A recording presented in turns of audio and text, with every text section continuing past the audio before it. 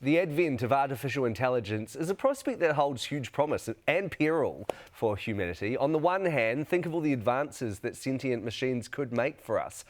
On the other, what if they decide we're surplus requirements and go all Terminator on us? Someone who has given it a lot of thought is Emily Perkins, who joins us now to talk about her fantastic new play, The Maid. Good morning. Good morning. Morena, thank you for being with us.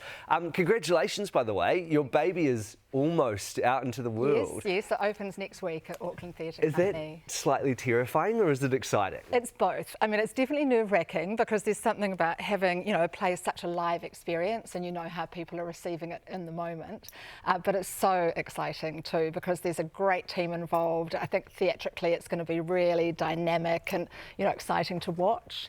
And it's funny, and I really want to make people laugh with it. So, yeah, I'm pretty excited. God, do we need that at the moment? I reckon. And I was thinking after the last couple of years, obviously, of the pandemic as well, people have been so starved of this kind of content. That's right. They're crying out for it. We all want to get out. We want to see live theatre. We want to go to shows and musicals and concerts and all the rest of it. So It's an exciting time for the industry. I think so. And it's been so hard. Theatre has done it really hard for the last couple of years, like you're saying. And I think exactly that idea of getting together in person and connecting with the live experience, which is actually one of the themes of the play, because the play is looking at how we might interact with artificial intelligence, with the more and more human properties that it can take on. And the central character of my play is a roboticist who's creating emotional artificial intelligence. So she believes that we can't really interact with machines and that does something strange to us as humans. But if we had emotional robots that could feel things and reflect ourselves back, in a real way, that would be better for humanity. I always think when I look at these things, whether it's a play or a movie or a book or whatever, it always seems so far-fetched, and yet it really isn't that far-fetched. I know. Look, every day I see something in the news. Just yesterday there was news about scientists trying to get a robot to laugh at appropriate moments.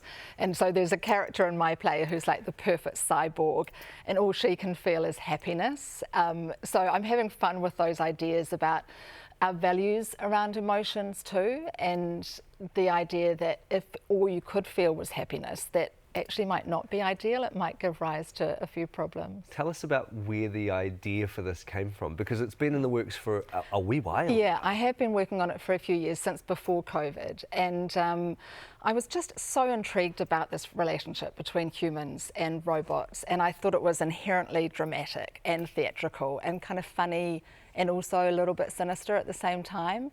So the play is, it's quite ebullient in terms of its humour, but I think it's also got these sort of serious underpinnings about the ethical questions that AI brings up. So it started before COVID, but you and I were having a chat in the ad break about how much COVID actually played a part, or what we were going through during the pandemic played a part. Yeah, that's right, particularly when we were in lockdown. And, everybody knows what it's like to do a Zoom call now and what those meetings are like compared to a meeting in person.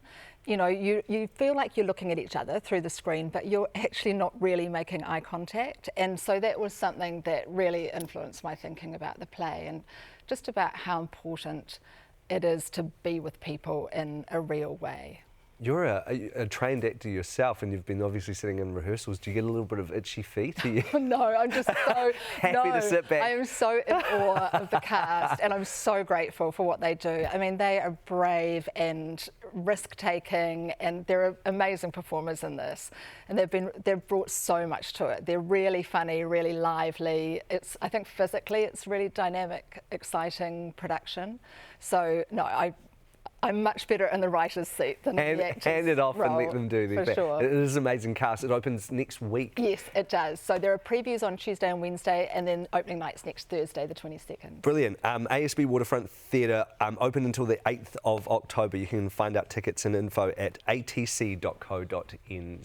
Emily, thank you so much for being with us. It's lovely to see you. Really appreciate it. The Maid. It sounds fantastic. I can't wait to check it out. Emily Perkins joining us this morning.